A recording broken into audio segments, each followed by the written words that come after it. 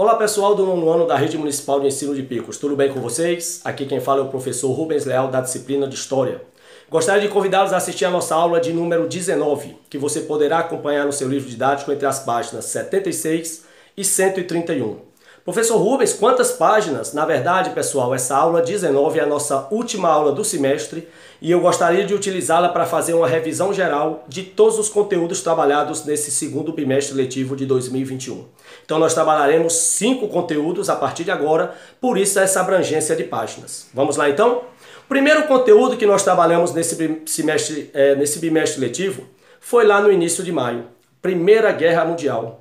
É a primeira vez que 2 grupos rivais se enfrentam e que um número considerável de países resolvem travar um conflito na Europa. De um lado, a Tríplice Aliança, composta por Alemanha, Itália e Império Austro-Húngaro. Do outro lado, a Tríplice Entente, composta por França, Inglaterra e Rússia. O estopim para esse conflito foi o assassinato de Francisco Ferdinando, o herdeiro do trono austro-húngaro. E a guerra começou em 1º de agosto de 14. A Primeira Guerra Mundial, que é dividida em 3 fases. A primeira fase é apenas o ano de 1914, conhecida como Equilíbrio de Forças ou Guerra de Movimento. A segunda fase, que durou de 1915 a 16, é a Guerra de Trincheiras. E nessa segunda fase, a Itália rompeu com a Tríplice Aliança e veio para a Tríplice Entente. E a terceira fase da guerra, que vai de 1917 a 18, e a fase final, é marcada por 2 grandes eventos. A saída da Rússia do conflito por causa da Revolução Russa em 1917 e a entrada dos Estados Unidos do lado da Tríplice Entente. No final de 18, os países que participaram do conflito assinaram os 14 pontos de Wilson, finalizando a guerra. O saldo dessa guerra é de 9 milhões de mortos e 30 milhões de feridos, além da devastação do continente europeu, a queda de 2 grandes impérios, o Império Austro-Húngaro e o Império Turco-Otomano, o surgimento de um novo país, a Iugoslávia.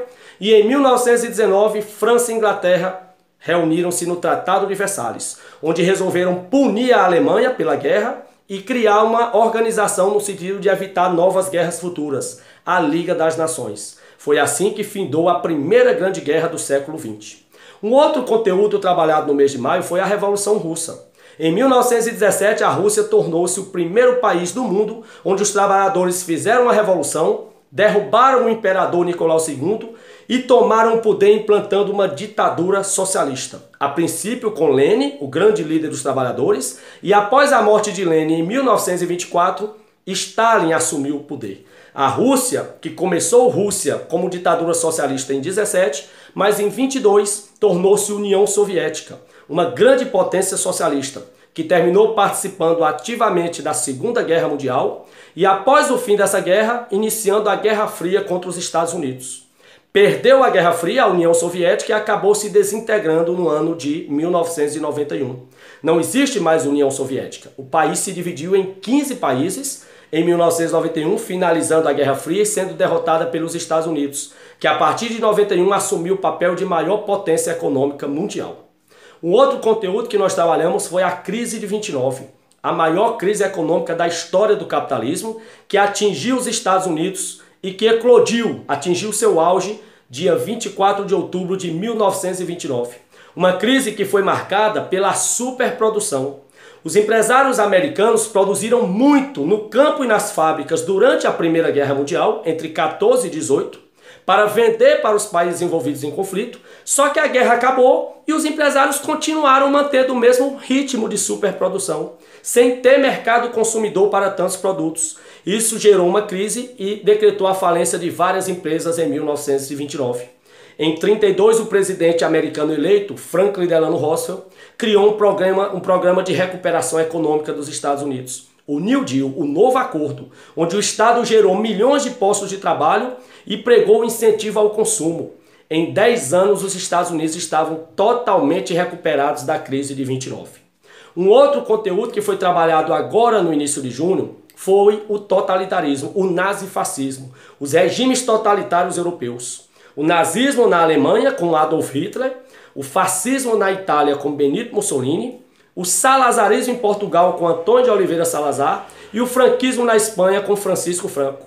4 governos autoritários que chegaram ao poder entre a Primeira e a Segunda Guerra Mundial, aproveitando da situação de crise dos seus países, de um sentimento de humilhação e revanche das suas populações, chegaram com discursos bonitos, prometendo ao povo que iriam recuperar a economia do país, que iriam se vingar da Inglaterra e da França que humilharam a Itália, a Alemanha, e o povo comprou essa ideia, declarando apoio total a esses 4 líderes, que se estabeleceram no poder.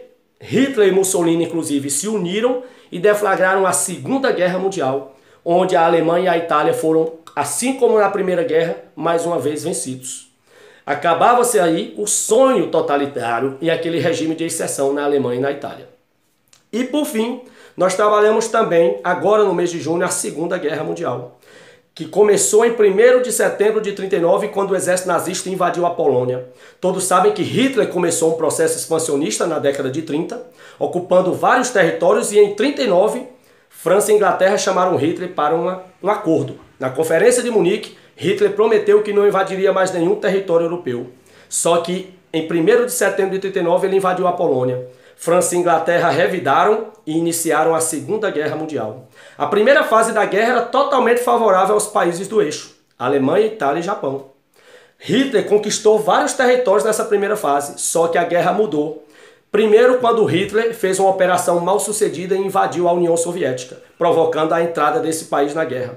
Segundo, quando os japoneses bombardearam uma base americana, a base de Pearl Harbor, no arquipélago do Havaí, provocando a entrada dos Estados Unidos na guerra. Então, os países do eixo ficaram restritos à Alemanha, Itália e Japão, enquanto os países aliados eram França e Inglaterra e receberam apoio durante o conflito de União Soviética e Estados Unidos. Com a entrada da União Soviética e dos Estados Unidos, os países aliados venceram a guerra.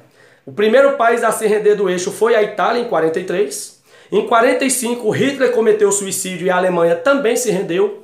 E em setembro de 1945, o Japão se rendeu após 2 bombardeios nucleares feitos pelos Estados Unidos àquele país.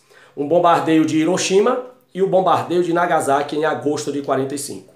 A guerra finalizou em setembro e o pós-guerra nos trouxe um saldo de 46 milhões de mortos e 70 milhões de feridos. Desses 46 milhões de mortos, 6 milhões eram judeus, mortos nos campos de concentração nazista. O nazismo alimentava uma antipatia ao povo judeu e aproveitou o conflito para executar 6 milhões deles. Esse episódio da execução dos judeus nos campos de concentração nazista durante a Segunda Guerra é chamado de Holocausto. Forte abraço e até agosto, se Deus quiser.